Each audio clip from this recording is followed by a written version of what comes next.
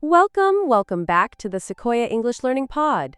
I'm Miranda. And I'm Marco, and we are so happy you're joining us today.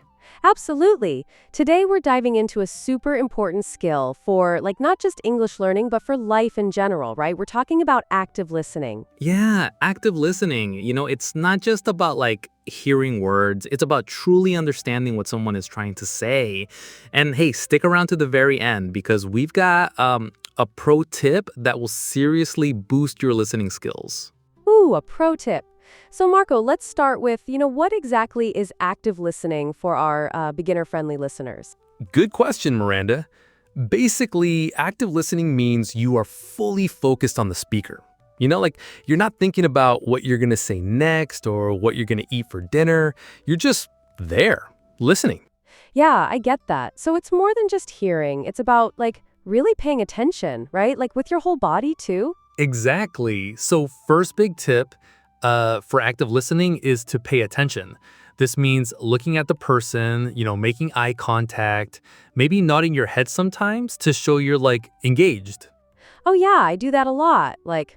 Or uh-huh. It kind of lets the other person know you're still there, listening, right?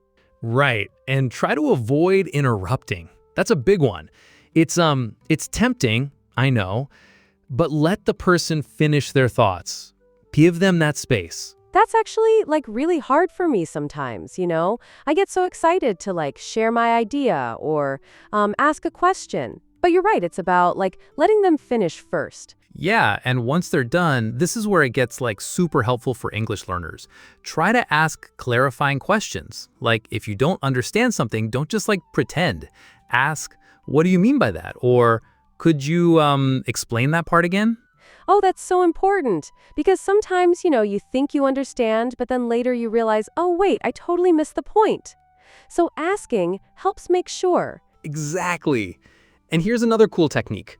Summarize or paraphrase. So after someone explains something, you can say, so what I hear you saying is... Oh, I love that. Let me see if I got this right.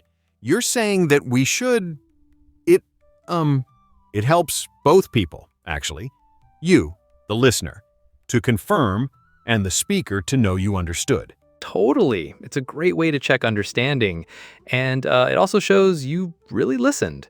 And finally, try to reflect feelings. Sometimes people are talking about how they feel. So you can say something like, it sounds like you're feeling a little frustrated about that. That's really thoughtful, Marco. So it's about connecting on an emotional level too, not just the words. Yeah, exactly.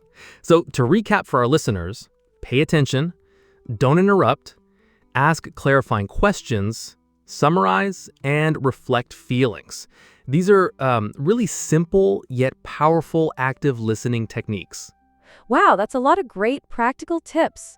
I feel like I learn something new every time we chat, Marco. Me too, Miranda. And speaking of learning, here's our promised pro tip for active listening.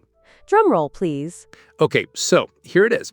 The pro tip is to practice active listening with podcasts or TED Talks. While you're listening, try to mentally summarize what the speaker is saying every few minutes, or pause and try to explain what you just heard in your own words. It's a fantastic way to improve comprehension without the pressure of a real conversation. That's brilliant, Marco. You can literally pause and practice. So smart. Right. So, give it a try, everyone. Active listening will not only improve your English, but also your relationships. Absolutely. Thank you so much for joining us on the Sequoia English Learning Pod today. We hope these tips help you become, super awesome listeners.